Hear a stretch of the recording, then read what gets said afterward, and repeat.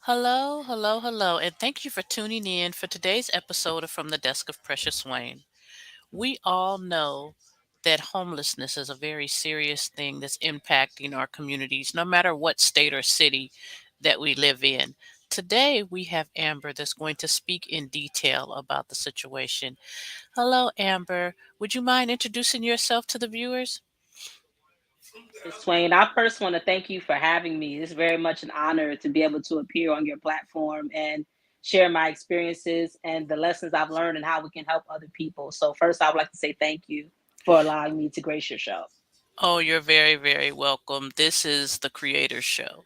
He just sent me to go do some talking, but this is his show. So we're definitely going to do whatever we can to help his people on this platform. So, as Ms. Swain has said, my name is Amber Gardner. I am 27 years old. I'm a native of Hampton Roads, Virginia, born and raised in Newport News. I currently live in Hampton. And during my time in Hampton and Newport News, I experienced different spouts of homelessness during my teenage years. Thankfully, God allowed me to be able to make it through that. I now have a bachelor's in journalism from Hampton University. Hmm. I published my first book a year after I graduated. So this October will be the fourth anniversary of the release of my autobiography, Bigger Than Me, A Story of Struggle, Surrender, and Grace. And I currently host my own podcast, Bigger Than Me, the podcast. So God has done amazing things despite my experiences. I'm very grateful. Totally understandable. Now, what are your suggestions to stop or detour homelessness? We do need to listen because I think when people think homeless, there's automatically this idea of almost like kind of like the whole, coming to America type idea with the guys, sitting by the trash can, in the big clothes. I don't think people realize somebody could be homeless and you have no idea because there are different ways to be deemed quote unquote homeless. You could be living in and out of hotels, you could Mhm. be sleeping in your car. So you don't have to look homeless as the media has presented it in the past to actually be homeless. So pick up on the cues. Like I was homeless in school. People started picking up on it, like classmates and stuff, because they would see me bringing my things with me to class and stuff, and putting it in a certain place, early in the morning, so I can make sure that nobody took it and things of that nature. You see somebody with a suitcase enough times, you start to wonder why they have that with them to come to school instead of a regular backpack. So definitely listening. Also the fact of having more programs for single parents, not even just single mothers, single parents. My mother was a single mother, my parents divorced, and I had contact with my father, but I lived with my mother and we lived in a different state from my father, so she was still a single parent. And there are some programs for single parents, but I feel like the programs, they're not really are not a lot for like single fathers. So, those that have seen the film, like The Pursuit of Happiness, there are men dealing with that can't get the help a woman can. Mhm. Also, a lot of times I've noticed that the programs are available more in the winter time where it's like, oh, it's cold outside, so they shouldn't be outside. Homelessness sucks all year round. Yeah. It does not need to be cold outside for homelessness to not be enjoyable. It's not enjoyable in spring and summer either. So really it's just having resources, having understanding, and giving them an opportunity and a way to come out of it. Because some people, it's kind of in a cycle. If they're staying in and out of hotels and they can only get a certain amount of money, to cover a hotel bill, they're also not going to be able to then cover first, last, and security for an apartment. It's just Mhm. having programs and opportunities to help people get back on their feet. Exactly. I myself experienced the situation with homelessness when I got my divorce from my second husband. Of course, we went through all the property breakdowns and everything, and he got the house, and me and the children ended up in a motel. And you're very right. Being in a motel is still being technically homeless. You may be able to swipe that card and get in that room to get some sleep, but there's no true stability in that situation. and hotels are high. So when you're in a hotel, it's hard to save the money to transition into housing because this hotel, we're looking at 300 and some change a week, you know. And so when you're spending 300 and some change a week, you have a job, you're spending the majority of your paycheck weekly for this room. Well, in my situation, um, he also got the vehicle. So that left me transportationless, which left me, you may as well say, jobless because you can't get to work and do certain things. In the area in which I live, there's really no public transportation if you live in the outer portions. So you're kind of just stuck. So at that time, I still had four that were under 18. And when you're in that situation with children, it's not as easy as some people may think. It's better than being physically on the sidewalk, on the street, but the same worries apply. How will I continue to keep this going? So what are your suggestions for people that see themselves approaching this situation? Because in some situations you wake up and that's just your situation. In a lot of them, you kind of see the warning signs. You know you haven't been paying the rent, or you know that the property is up for sale, or the landlord is issuing an eviction notice. How do you begin to prepare to not end up in that situation? Thing I would say is definitely keep track of your papers. And when I say that, I mean make sure somebody's keeping track on what needs to be paid when, what needs to be renewed when, etc. In my situation, my mother, she had so my mother in the past has had very bad seizure disorder. It's been better as of lately. However, she had had a bunch of seizures and they had to medicate her into a coma because they were scared she would have a stroke, and there was a lot of stuff going on. And she had to go through like a rehabilitation period. I stayed with my father for a few months. I came back. She was not working with the whole rehabilitation period. And little did we know that the recertification that was supposed to have been done for them to continue to help us with our rent and stuff with her not working had not been done. I was out of state, even though I was a young person at that time. I was about 16. Because it was me and her, when she would get sick, I would take on the role of caretaker for the most part, even though I Hmm. had family in the area.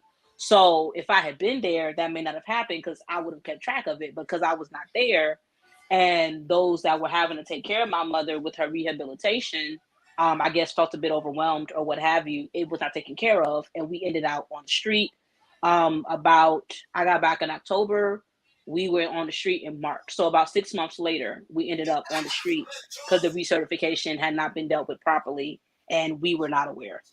So make sure whoever is supposed to be handling that important stuff, like rent, like bills, if you're with a transitional program for women or men or what have you, or a Section 8 or something of that nature, make sure that stuff is up to date and being taken care of at all times. Because if not, in my experience, the system is not as forgiving as some may think when that type of stuff happens. Mm-mm. So it's best to stay on that, stay on it at all times. Also ask for help. If you need help, actually ask for the help.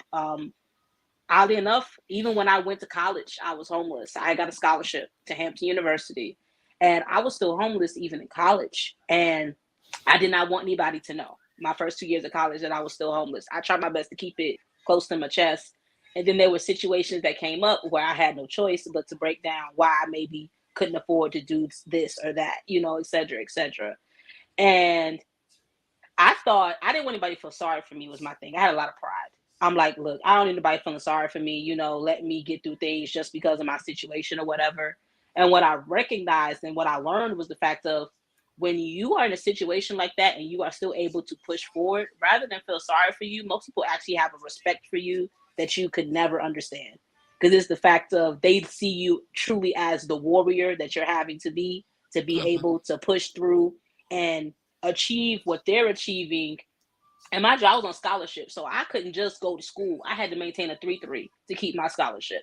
So it Mm, wasn't just go to school and act a fool. I had to be about my business so I could get my degree so that this situation at the time would never happen again. So yeah, ask for help, keep up on things, and those are the two main things, because if you do that, it normally avoids those type of things from happening. Typically the warning signs are not caught, as you said, the flashing lights. And because maybe we had too much pride to ask for help, or we're maybe in denial about what's going on, it gets worse. And then next yeah, thing you know it, you're in a very bad situation that takes a lot longer to come out of than most people think. yeah. Because some people think homelessness is fixed in a 30-day cycle, but it's not. Even if you apply for the help in the programs, some programs have waiting lists extremely long. So as soon as you realize your situation is bad, that's when you should start asking. Don't wait till it becomes unbearable.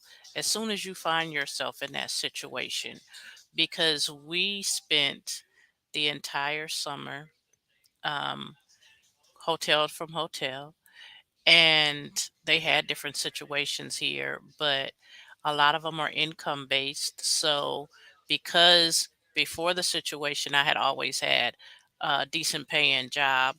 My income from my last check stubs or from your last income tax, because that's what they asked for the year before, always gave me a disparity in regards to help because it seemed that I made too much. When at this point, there was no job to make anything from.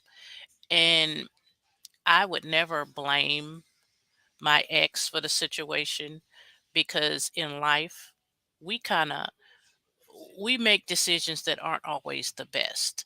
So if you're a young person in this situation, don't be so quick to be mad at your parent or judge your parent for whatever they may be going through because you have no idea what may have gotten them there.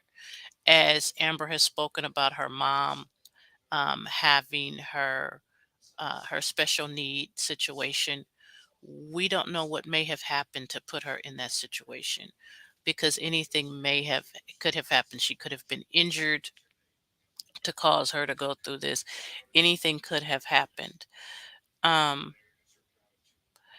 Amber, I think another question that I will pose to you is as a young woman in this situation, did it did you find it to be a lot more difficult for you than maybe a male in the same situation? And I'll explain why. My mother and I, we're two black women. There were times we could not afford hotels and we were staying on friends' couches, or one of the churches in the area had basically a shelter system where every Wednesday we would go to a different church. They would give us cots. We would sleep on the floor in the church. You would come back, you could eat and stuff, and then the next Tuesday you moved somewhere else. So my senior year of high school, I lived in 10 places in one winter, if you want to be technical. Probably more than that if you really want to like go down the list. And being a woman, there were times we would have to find the church, two women walking down a dark alley that's not well lit with all types of luggage and bags. It's God's grace we were not robbed or worse or anything crazy of that nature. Yeah, And it did make it a bit more difficult just with the fear part of it. I mean, even with me being in high school, my some of my professors and teachers and stuff found out, and my principal ended up finding out because I was in choir, and we were a traveling choir, and my life was not terrible, but it was complicated. We got to meet President and Barack and Michelle Obama because we went to go sing at the White House my senior year of high school and different things. So I still had great experiences, but it made things complicated. My principal ended up finding out. They paid for my class ring. They paid for my yearbook. They helped me with my prom because I had to use my prom money to pay for a hotel bill. But it really was because there was always a fear of they could take me away from my mother because I was not yet 18. And as professors and teachers started finding out, it was almost like, oh shoot, this is really going to hit the fan. I don't need to be in a foster care system of less than a year before I turn 18 and can take care of myself or what have you. And to this day, I honestly feel like they kind of made like a silent agreement that we're going to get her through her last year of high school and get her into college by any means necessary. I really feel like they rallied around me. Well, I was that's a like, good thing. we're going to get her through this last year if it kills us. We're not doing that. It's not going to help. Let's get her into college.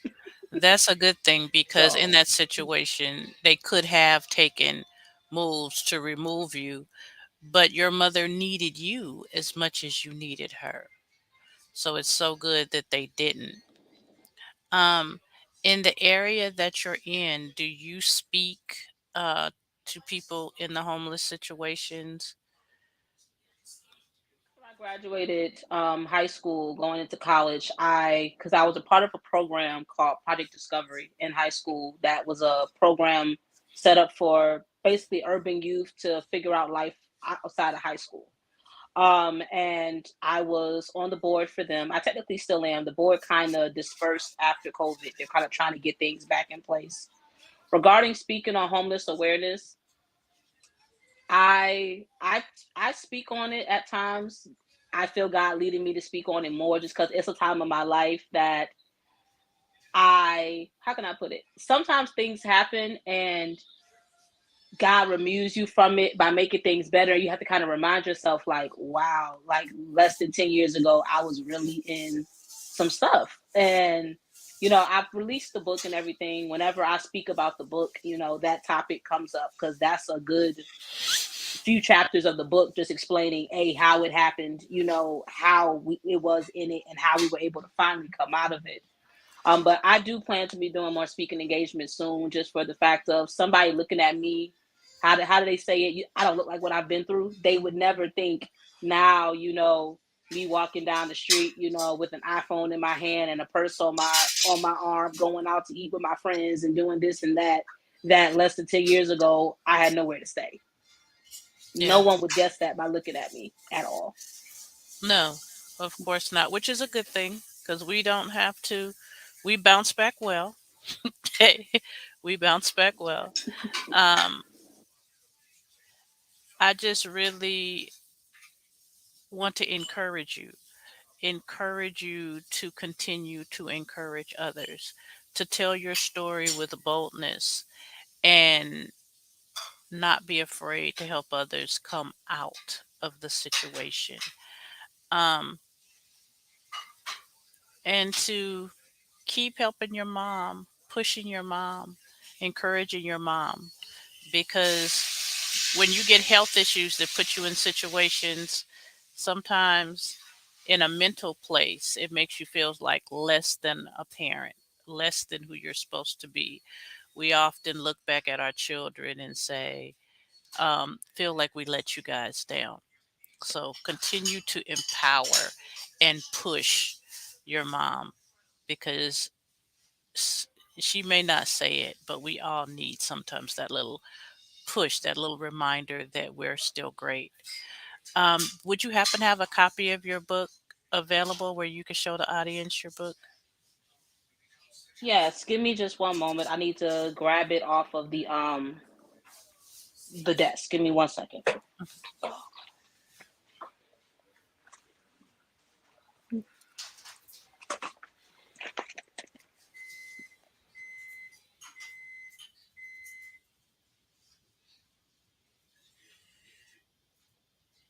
This is actually a copy of my book, Bigger Than Me: A Story of Struggle, Surrender, and Grace. I actually self-published it. I decided to self-publish just because I did not want my story to be watered down, and I didn't have an agent or anything like that. And I was determined for I didn't want what I had been through to be in vain because there's much more to the story. The homelessness is a small part of the story. Oh, I um, truly understand. Beautiful cover, beautiful cover. And where Thank can you. they find it? They can find it. It is for sale on Amazon and Barnes and Noble. It is in ebook form on both platforms, so it is available Nook and Kindle, and it is Okay. also available for paperback. Thank you for what you said about the cover. We actually, a friend of mine from the church I grew up at, they do photography, and we actually did the photo shoot on the campus of Hampton University. because I wanted to do the photo shoot there. My vision was I wanted it to be at the place where I felt like God was able to restore and begin to heal me from some things I encountered in my childhood. And I really just had this vision of, like, looking over the water. And when we got the shot, and the person that did my editing, she helped me with my book cover. She helped me edit the book. She's amazing. She's in business now, and there's like a whole page dedicated to my book on her website. And I'm just so honored. When she showed me the mock-up for the cover, I remember I almost cried. It was just, it was everything I had imagined it would be. I felt grateful that I had made it through to even be able to write this, let alone to see it actually come to fruition. So I'm very grateful. Well, for those out there that are tuned in, please grab a copy. As she said, it's available on Kindle, Nook, both in paperback form on Barnes and Noble and Amazon. So let's support this young author in finding her dream. Do you have any more books coming in the near future? Working on a book that I'll start writing on next year, most likely, just because healing is an everyday thing. Healing is never fully complete. So there is some more healing that I do need to do to talk about some other topics.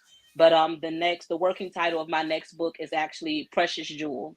My mother told me that when I look up the name Amber, it actually states that that's what that name means, and it really is just a book I want to write about my overcoming a lot of self hatred and doubt I had due to my upbringing, issues with self esteem, how it affected how I viewed myself, relationships, habits I picked up that were not healthy. That when I look back to it, a lot of those roots are childhood trauma from my parents' divorce and different things, and how I was able to come out of that and how others can come out of it too. But we got to be on the road to fully coming out of stuff if we gonna be writing about it. So it is being worked on, and more than likely it'll be written on next year, 2023.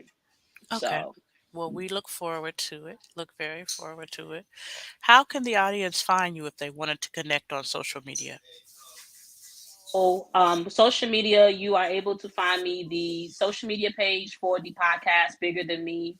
We are at the official BTM podcast. That is on Instagram, Facebook, and TikTok. On Twitter, we are at official BTM pod. So that's BTM boy Tommy Martin pod POD. And we're also on YouTube now. That is at BTM Podcast. We're on YouTube. So the episodes go up audio form on Apple Podcasts and Spotify and all the podcast formats. And it also goes up on YouTube. So you can find us there. And for those that maybe, it's hard to remember all that, the link to our link tree is actually in the bio of all the social media pages. So if you find one social media page, the link to the rest of them is right in that link in bio. The link tree has all the links to everything from the book to the channel, the podcast, the social media. It's all on one page to make it easy. Okay. Well, you guys follow this young lady. She has a huge story and she's working to help someone else to heal the way the Father has allowed her to. Again, this is Amber Gardner, host of the Bigger Than Me podcast, survival of homelessness and other issues. She has a book available for purchase, Amazon, Barnes and Noble, Kindle, and Nook. Please go look for it. Bigger Than Me is the title of the book. Let's give support to this young lady.